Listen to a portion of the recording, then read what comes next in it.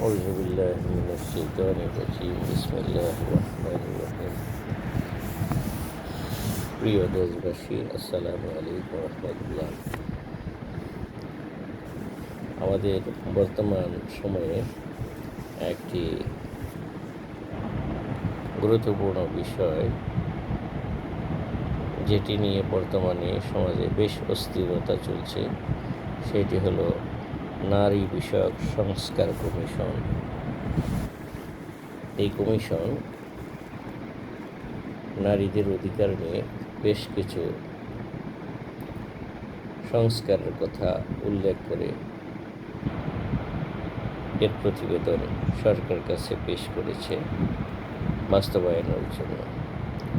অর্থাৎ নারীদের অধিকার সুরক্ষার জন্য 10 জনের একটা প্রতিনিধি দলের নেতৃত্বে কিছু সংস্কার কর্মসূচি বাস্তবায়নের জন্য সরকারের কাছে তারা প্রতিনিধি হিসেবে একটা প্রতিবেদন পেশ করেছে। যেই প্রতিবেদনে বেশ কিছু আপত্তিকর সুপারিশ করা হয়েছে, যেটা আমাদের সমাজ ব্যবস্থাকে অস্থির এবং অন্যায়ের দিকে ঠেলে দেওয়ার জন্য যথেষ্ট। আমি প্রথমত বলছি, এই সংস্কার কমিশনের 4th অধ্যায়ে হেডিংটাই বলা হয়েছে পুরুষের ক্ষমতা ভেঙে গড় সমতা। অর্থাৎ পুরুষের ক্ষমতা ভেঙে গড় সমতা। প্রথম এই যে হেডলাইন, এই হেডলাইনটাই বোঝা যায় সমাজে নারী এবং পুরুষের মধ্যে একটা বিভেদ, বৈষম্য এবং ঝগড়া লাগানোর জন্য একটা সুন্দর হেডলাইন দিয়েছে। অর্থাৎ নারী এবং পুরুষ একে অপরের শত্রু। পুরুষের তাদের ক্ষমতা ভেঙে নারীদের সমতা আনতে হবে। এটার ব্যাখ্যা আমি করে বলছি। 10ম অধ্যায়ে বলেছে, শরীর আমার, সিদ্ধান্ত আমার।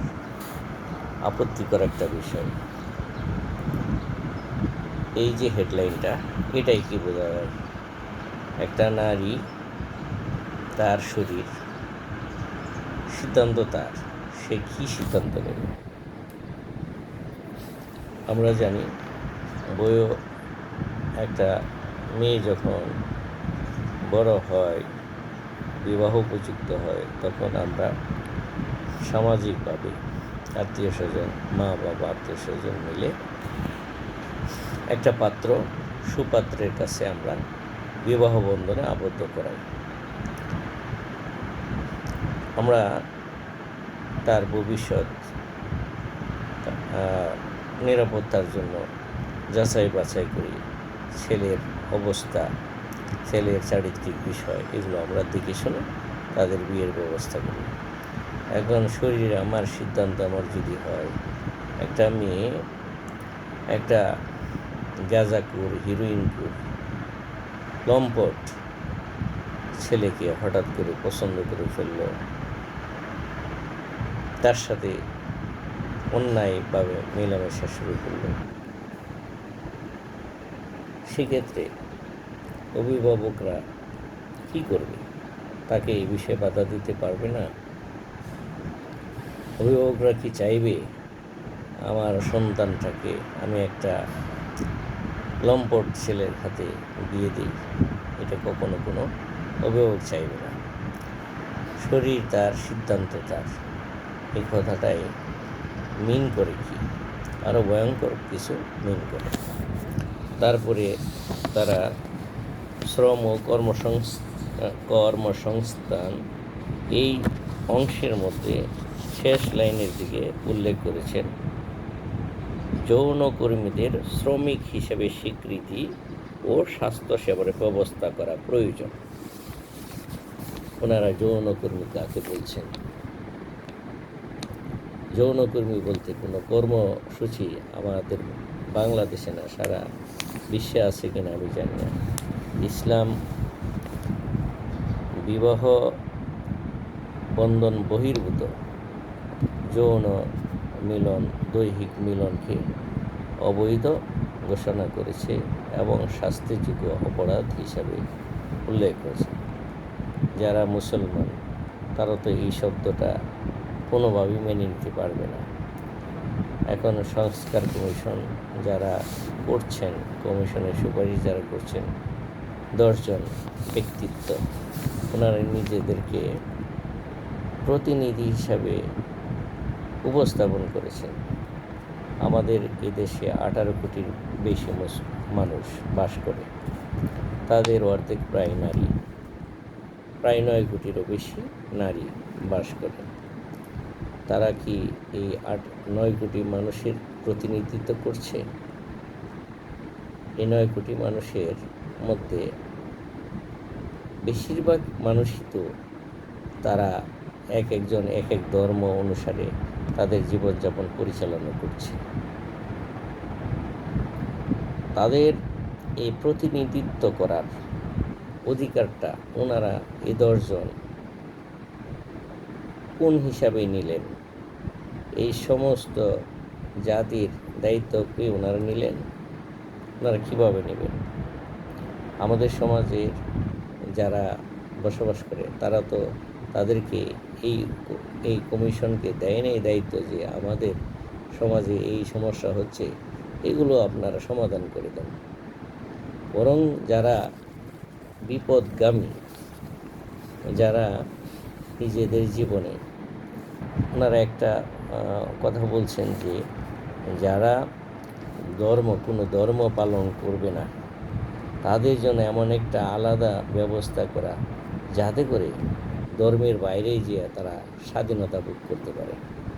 তো প্রত্যেকটা ধর্মে মানুষকে সুশৃঙ্খলভাবে, শান্তিপূর্ণভাবে বসবাস করার জন্য কত বিধিবদ্ধ কতগুলো নিয়মকানুন চালু করেছে।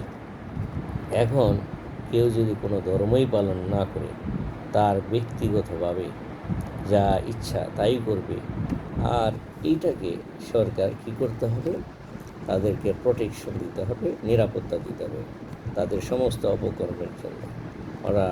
অর্থাৎ তাদের যৌনাচার, তাদের যেভাবে কিছু সেভাবে চলাফেরা, অর্থাৎ কোনো নিয়ম নীতির বাইরে যায় তারা চলবে, তাদেরকে সেটা মেনে নিতে হবে। আমরা বলছি কি, স্বাধীনতা বলতে আমরা কি বুঝি? একটা মানুষ তার অর্থনৈতিক স্বাধীনতা ভোগ করবে, ব্যবসা ক্ষেত্রে সে নিরবিচ্ছিন্ন স্বাধীনতা ভোগ করবে। একটা মানুষ হিসাবে তাদের বেঁচে থাকার অধিকার, রোজগার করার, আয় উপার্জন করার অধিকার, এগুলো থাকবে। ধর্ম পালন করার তার অধিকার থাকবে এবং সমাজে বিশৃঙ্খলা সৃষ্টি না হয়, সমাজের কোনো বিশৃঙ্খলা সৃষ্টি না করে সে তার মতামত পেশ করতে পারবে। এমন কোনো মতামত তো সে দিতে পারবে না যে মতামতের কারণে সমাজে একটা বিস্ফোরণ তৈরি হবে, সমাজে একটা বিশৃঙ্খলা তৈরি হবে। এই ধরনের মতামতকে দিলে এটা আসলে গ্রহণযোগ্য হবে না। এটা সমাজকে ধ্বংস করার জন্যই, সমাজে অস্থিরতার সৃষ্টি করার জন্যই করা হবে বলে আমরা মনে করি।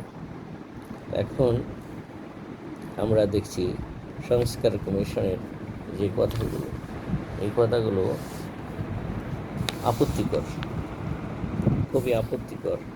যে মানুষের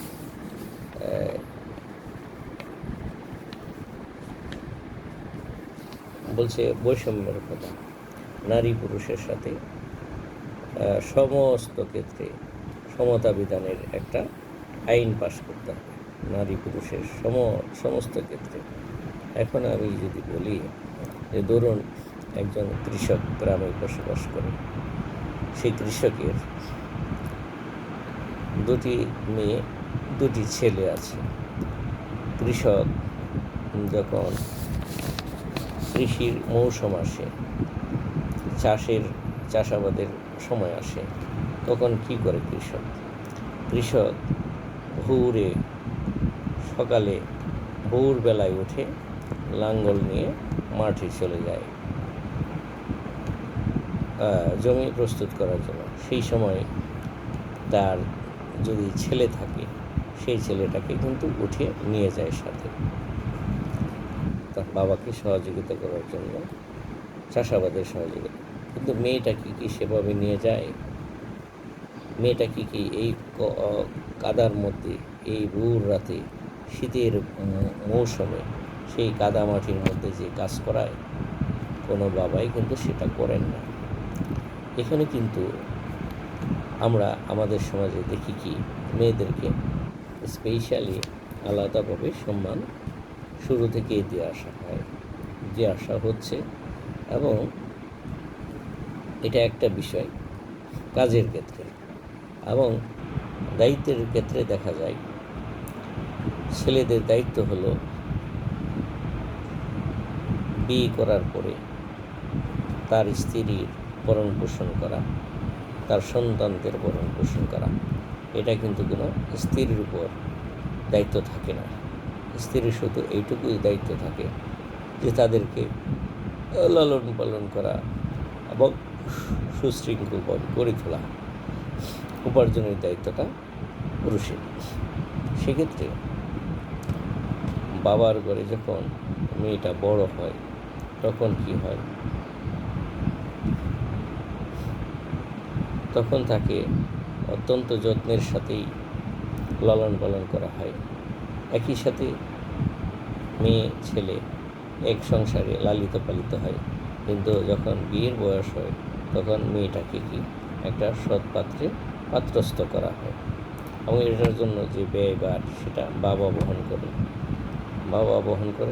বাবা যদি মারা যায়, সেক্ষেত্রে বড় ভাই থাকলে সেটা দায়িত্ব বহন করে। আর বাবা যদি জীবিত থাকেন, সেটা ব্যয়ভার বহন করার পরে, তাকে বিয়ে শাদী দেওয়ার পরে আবার যখন বাবা মরে যায়, তখন এই সম্পদের একটা অংশ তারা পেয়ে যায়। এবং স্বামী সংসারে যাওয়ার পরে নিরাপত্তা হিসেবে তাদের ভরণ পোষণের সমস্ত দায়িত্ব তারা পায়। আবার স্বামী যদি মারা যায়, বড় ছেলে থাকে, তখন উপার্জনের দায়িত্ব হলো বড় ছেলের, মায়ের ভরণ পোষণ করার দায়িত্ব। এভাবে দেখা যায় প্রতিটা ক্ষেত্রেই নারীদেরকে উচ্চ থেকে উচ্চতর মর্যাদায় ইসলাম আসীন করেছেন। অথচ কমিশন কি বলছে? আমরা সমস্ত ক্ষেত্রেই বৈষম্যের শিকার, নারীরা বৈষম্যের শিকার। আর নারীরা কী চাচ্ছে তাহলে? কোন ধরনের স্বাধীনতা চাচ্ছে? এটা তাদের এই যে তিনটা বিষয় আমি হেডলাইন বললাম, না পুরুষের ক্ষমতা ভেঙে গড় সমতা, আবার দেহ আমার, সিদ্ধান্ত আমার, তারপরে হলো যৌনকর্মী বলছে অনৈতিকভাবে তারা দেহ ব্যবসা করবে, তাদেরকে বলছে যৌন কর্মী। আমরা কর্মী কাকে বলি? যাদেরকে সম্মানজনকভাবে একটা কোনো কাজ করে, কোনো একটা মিল ফ্যাক্টরিতে চাকরি করে, তাদেরকে আমরা কর্মী বলি। তারা রাত দিন পরিশ্রম করে, বিনিময়ে তাদেরকে পারিশ্রমিক দেওয়া হয়। এখন ওনারা বলছেন ওই যে অনৈতিকভাবে দৈহিক অনাচার তৈরি করবে, তাদেরকে বলছে যৌনকর্মী। তাদেরকে স্বাধীনতা কী দিতে হবে? তাদেরকে নিরাপত্তা দিতে হবে। কর্মী হিসেবে তাদেরকে মর্যাদা দিতে হবে সমাজে, এবং তাদের স্বাস্থ্য সেবা নিশ্চিত করতে হবে।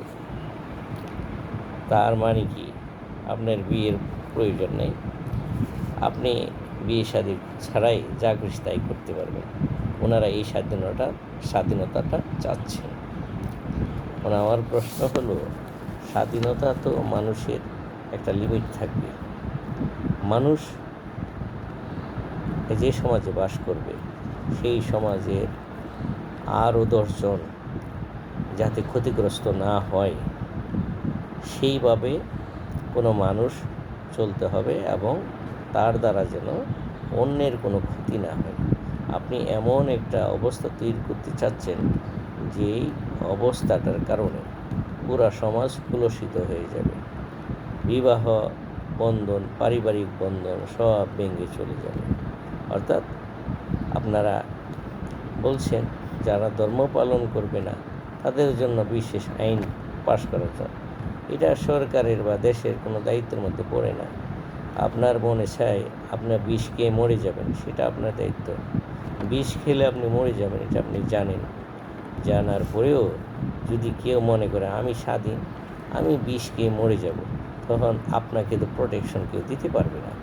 আপনি কোন সময় কোন ফাঁকে বিষ খেয়ে মরে যাবেন সেটা দায়িত্ব তো আপনার। রাষ্ট্র তো এই সুরক্ষা দিতে পারবে না, সমাজও সেই সুরক্ষা দিবে না। আপনার এই ধরনের পাগলামি সিদ্ধান্ত যদি আপনি নেন, আপনি যা খুশি তাই করবেন, তাহলে এই সমাজ কি হবে? এই সমাজ ধ্বংস হয়ে যাবে, সমাজের সভ্যতা থাকবে না। একটা সভ্য সমাজ হিসেবে আমাদের এই সমাজটা আমরা দেখতে পারবো না। এখানে বিশৃঙ্খলা। আমার মনে হয় এই কমিশন কাজ করছে সমাজে একটা অশান্তি সৃষ্টি করার জন্য। অর্থাৎ সমাজ যে সুশৃঙ্খল অবস্থায় চলছে সেখানে তারা একটা বিশৃঙ্খলা তৈরি করার জন্যই মূলত এই স্টেপটা নিয়েছে। দেশে অশান্তি তৈরি হলে তাদের অনেক সুবিধা, দেশ সুন্দরভাবে চলবে, এটা তো ওনাদের দরকার নাই। যতটা দেখা যায় যে এই ধরনের কমিশনের সুপারিশের কারণে আলেম সমাজ যারা মুসলিম কমিউনিটি তারা কি এই সিদ্ধান্তগুলোর তীব্র প্রতিবাদ করবে, তারা রাগান্বিত হবে, ক্ষোভে বিভিন্ন কর্মসূচি দেবে। আর এটাকে পুঁজি করে তারা বলবে এই যে দেখো এদেশে মৌলবাদের উত্থান হয়েছে। এটাই হলো আসলে তাদের মিশন, প্রকৃত মিশন এটাই। তাদের সমাজে নারীদের কল্যাণের জন্য, নারীদের সুরক্ষার জন্য তারা কিছুই করে না। যদি তাই হতো, যখন একটা রিক্সাওয়ালা তার স্ত্রীকে 10-15 জন মানুষের সামনে বেদম পিটাচ্ছে, অন্যায়ভাবে জুলুম করছে, তার জন্য আর মানুষ চারদিকে দাঁড়িয়ে দাঁড়িয়ে তামাশা দেখছেন। এই ছেলেটাকে কিন্তু এই ধরনের পাশবিক নির্যাতন থেকে তার স্ত্রীকে উদ্ধার করার চেষ্টা, মেয়েটাকে উদ্ধার করার চেষ্টা করছে না সমাজ। এবং মেয়েটাকে এই এত পিটানির পরেও সে কিন্তু আইনের আশ্রয় নিচ্ছে না। কেন নিচ্ছে না? সে আইনের আশ্রয় নিলে ছেলের সাথে বিভেদ আরও তৈরি হবে, তার সংসার ভেঙে যাবে। এই ধরনের দুর্বলতার কারণে সেই কাজটা করে নাই। এখন দেশে তো আইন প্রচলিত আছে, নারীর উপর নির্যাতন করা যাবে না, তারপরে এই ছেলেটা এই কাজ করছে কেন? আপনি আইন তো তৈরি করে রেখেছেন, এই আইনটার থাকার পরেও পুরুষ এই নির্যাতন নারীর উপর করছে। তাই এইটার প্রতিকার কীভাবে আপনারা করবেন? এই আইনটা অন্তত এই জায়গাটা অন্তত ক্লিয়ার করেন যে মানুষ, একটা নারী তার প্রোটেকশন কীভাবে পাবে। যদি সমাজে এই প্রোটেকশন আনতে হয় তাহলে আপনাদের সবচেয়ে বড় প্রধান কাজ হবে ধর্মীয় অনুভূতি মানুষের মধ্যে জাগ্রত হতে হবে। একটা মানুষ যখন ধর্মীয় অনুশাসন মেনে চলবে, তখন এই বর্বর আচরণ কোনো নারীর উপর, কোনো স্ত্রীর উপর কোনো পুরুষ করবে না, কখনোই করতে পারবে না। কারণ ইসলাম সেই শিক্ষাটা দেয় নাই, অন্যান্য ধর্ম মনে হয় এই শিক্ষা দেয় নাই।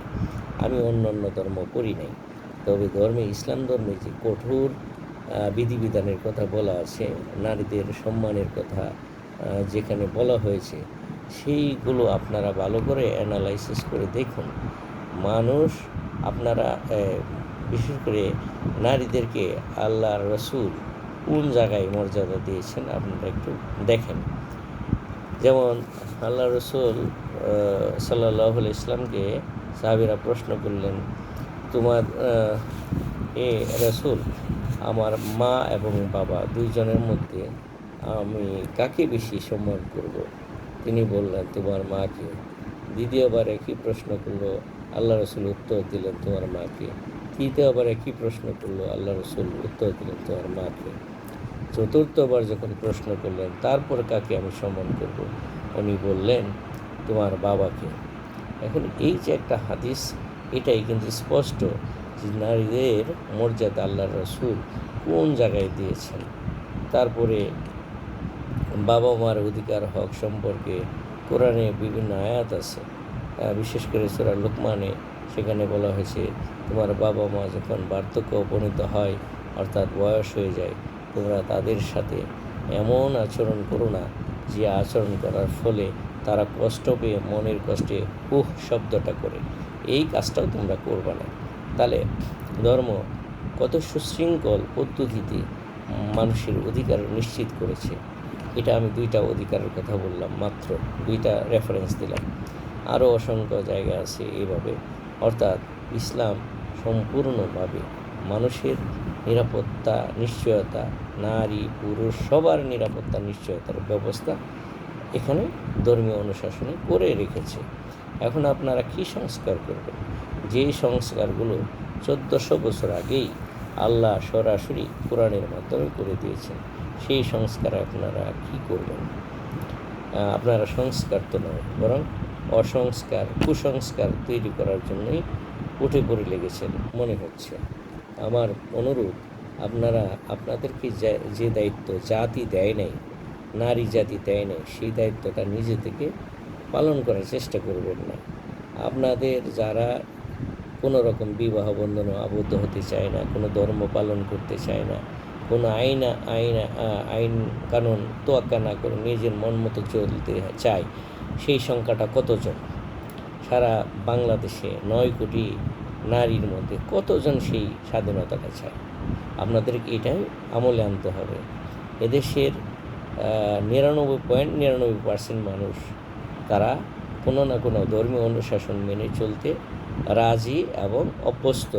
তারা কিন্তু কখনো এই ধর্মীয় অনুশাসনের বিরুদ্ধে অবস্থান নেয় নাই। তারা এই ধরনের স্বাধীনতা চায় নাই যেখানে মনুষ্যত্ব বিবর্জিত হবে, নারীকে যৌনকর্মী হিসেবে আপনাকে ট্রিট করতে পারবেন, এই ধরনের স্বাধীনতা আমাদের সমাজের কেউ চায় না, কোনো ধর্মই চায় না। কাজেই আপনারা অবান্তর কিছু প্রশ্ন করে সমাজকে বিভ্রান্ত করবেন না। আশা করি এর থেকে বিরত হওয়ার চেষ্টা করেন। এই বিষয়ে আমরা মাননীয় প্রধান উপদেষ্টার দৃষ্টি আকর্ষণ করছি, যারা এই বিভ্রান্তি সৃষ্টির মাধ্যমে দেশে একটা অরাজক পরিস্থিতি সৃষ্টি করার চেষ্টা করছেন, তাদের বিরুদ্ধে আইনানুগ ব্যবস্থা নেওয়া উচিত। ক্ষমতা এবং স্বাধীনতার একটা লিমিট থাকা দরকার। আপনি মুখ দিয়ে কথা বলবেন, মৌখিক স্বাধীনতা আছে সত্য, এই স্বাধীনতাটা কতটুকু? আপনার কথাবার্তায় এমন কোনো কথা বলা যাবে না যেই কথার পরে অন্য কোনো মানুষ অন্য সমাজের মানুষ ক্ষতিগ্রস্ত হয়। আপনার ধর্মের যদি মনে হয় যে কাউকে ধর্মীয় কোনো বিষয় জানাতে হবে, তাহলে আপনি সেটা জানান, প্রচার করেন, কিন্তু অন্যকে কটাক্ষ করে কথা বলার বিধান ইসলামে নেই। কাজেই এই ব্যাপারে তো ইসলাম স্বাধীনতা দিয়েই দিছে। এখন আপনি তো এমন স্বাধীনতা ভোগ করতে পারবেন না, আপনার যা খুশি তাই করবেন। আপনি দেখেন যে মানুষের বয়স বৃদ্ধির সাথে যখন একটা শিশু থাকে, তার চালচলন একরকম থাকে, তার দৈহিক কাঠামো গঠন একরকম থাকে, সে বড় হতে থাকে, তার গঠন কাঠামো চেঞ্জ হতে থাকে। একটা পর্যায়ে তাদের যৌন কামনা বাসনা তৈরি হয়। সেই সময়গুলো ইসলাম বলছে দূরত্ব বজায় রেখে নারী পুরুষকে একটা সুনির্দিষ্ট গণ্ডির মধ্যে চলার জন্য। আপনারা বলছেন সেখানে কোনো গণ্ডি থাকবে না, গণ্ডি না থেকে তারা যেভাবে খুশি সেভাবে চলবে, এটা তো হতে পারে না। আপনি দেখেন যারা পড়াশোনা করে তারা যদি আজ অনৈতিক অশ্লীল কাজে জড়িত হয়ে থাকে, একটা ছেলে এই যে অবাধ চলচলনের জন্য একটা মেয়ের সাথে প্রেম করে বসলো, দেখা গেলো একটা পর্যায়ে মেয়েটা অবৈধ মেলামেশার ফলে প্রেগনেন্ট হলো। এখন সে এই অবস্থায় দেখা গেলো বিয়ের প্রস্তাব দিল, ছেলেটা অস্বীকার করবে, বিয়ে করবে না। এখন এই মেয়েটা কী করে তখন এই লজ্জায় ক্ষোভে সে আত্মহত্যা করে। এর জন্য যে সমস্যাটা হয়ে গেল, সেই সমস্যাটা কি কোনো ধর্ম তৈরি করলো না ব্যক্তি নিজে থেকেই তৈরি করলো? এক। দ্বিতীয়ত হলো, যখন দেখা গেলো একটা ছেলে একটা মেয়ের প্রতি আসক্ত হয়ে মেয়েটার সাথে ঘোরাফেরা করতে শুরু করলো, একটা পর্যায়ে মেয়েটা বুঝলো যে এই ছেলেটার সাথে সম্পর্ক রাখা আমার দ্বারা সম্ভব না। এই জন্য যে ছেলেটা তো মদ নেশা বিভিন্ন অপকর্মের সাথে জড়িত, তখন ছেলেটার সাথে মেয়েটার রিলেশন বন্ধ করে দিল। এই পর্যায়ে ছেলেটা শোকগ্রস্ত হয়ে আরও বেশি ড্রাগ এডিক্টেড হয়ে গেল। এখন এই যে একটা সমস্যা তৈরি হলো, এটা কেন হলো? এটা কি এই ছেলেটার অপরাধ না সমাজের অপরাধ? এটা কি মেয়েটার অপরাধ না ইসলামের ধর্মের অপরাধ? ইসলাম ধর্ম তো বলছে তোমরা যখন বয়সে উপনীত হও তখন নিরাপদ পর্দার বিধান অর্থাৎ নারী পুরুষের একটা সুনির্দিষ্ট বিধিবিধান মেনে চলার জন্য তাদেরকে বলা হয়েছে। এই দূরত্বটা বজায় রেখে যদি চলতো তাদের মধ্যে কিন্তু এই সমস্যাটা তৈরি হতো না। এখন আমাদের সমস্যা কোথায়? 1400 বছর আগে যে কোরআন সমাজে নারীদের সর্বোচ্চ অধিকার নিশ্চিত করলো, এই যে 1400 বছর আগে আল্লাহ রাসূল দুনিয়ায় যখন আসলেন তখন এই যুগটাকে বলা হয় আয়ামে জাহিলিয়ার যুগ। ওই সময় নারীদের অধিকার বলতে কী ছিল ইতিহাস কিন্তু আছে, আপনারাও জানেন। সেখানে মেয়ে সন্তান জন্ম হলে বাবা মা অস্থির হয়ে যেত, অসম্মান মনে করতো আমরা শেষ, আমাদের আর মান মর্যাদা কিছুই থাকবে না। তারা এই নারী মেয়ে সন্তানকে করতো কি জ্যান্ত কবর দিয়ে দিত। আর আজকের সমাজে কি হয়? আজকের সমাজে আমাদের মেয়ে সন্তানদেরকে আমরা অত্যন্ত আদর যত্নের সাথে লালন পালন করে বিবাহ একটা সৎ পাত্রে পাত্রস্থ করি, তার ভরণ পোষণ করি, সব কিছুই করি। এরপরেও বলছেন নারীদের অধিকার দেওয়া হচ্ছে না। মূলত সমস্যা হচ্ছে আপনারা যারা সংস্কার কমিশনে আছেন হয়তো আপনারা এমন কোনো পরিবারের সাথেই উঠা বসা করেন নাই যারা নারীদের অধিকার ব্যাপারে সচেতন, যারা নারীদেরকে সম্মান করে, তাদেরকে পড়াশোনা লেখাপড়া দায়িত্ব পালন করে, তাদের সাথে হয়তো আপনারা উঠা বসা করেনই নাই। হয়তো আপনারা জন্মের পর থেকেই দেখে আসছেন যে নারীদের প্রতি বৈষম্য, এটা হতে পারে। কিন্তু আপনার সার্বিক পরিবেশ বিবেচনা করতে হবে। শুধু আপনারা কয়েকটা পরিবারের কথা চিন্তা করে বাংলাদেশে গুটি কয়েক হয়তো 100, 200, 500, 1000 ধরলাম এই ধরনের মানুষগুলো নাস্তিক টাইপের মানুষ যারা বলে যে আমার ধর্ম দরকার নেই, কোনো ধর্ম দরকার নেই, আমার মতো আমি চলবো। এরকম সংখ্যা মানুষ হতে পারে। আপনারা যদি তা প্রমাণ করতে চান একটা মিটিং করে জমায়েত করেন, আপনাদের কতজন মানুষ এইটা চায় যে আমরা যৌন স্বাধীনতা চাই, আমরা যা খুশি তাই করবো, আমরা বিবাহ করব না, এই সংখ্যাটা কত? আর সারা বাংলাদেশে কত মানুষ আছে যারা এটার বিপক্ষে, সেটা একটা পরিসংখ্যান দেখেন। আপনি কাদের পক্ষে আপনারা কথা বলছেন? যে নারীরা শান্তিতে বসবাস করছে, সুখ শান্তিতে পরিবার মেনটেন করে চলছে, তাদের পক্ষে প্রতিনিধিত্ব করতে আসছেন। তারা তো আপনাদের প্রতিনিধি হিসেবে মেনে নেয় নাই। তাদেরকে আপনারা অযথাই সমাজে একটা বিশৃঙ্খলার জন্য আপনারা চেষ্টা করছেন।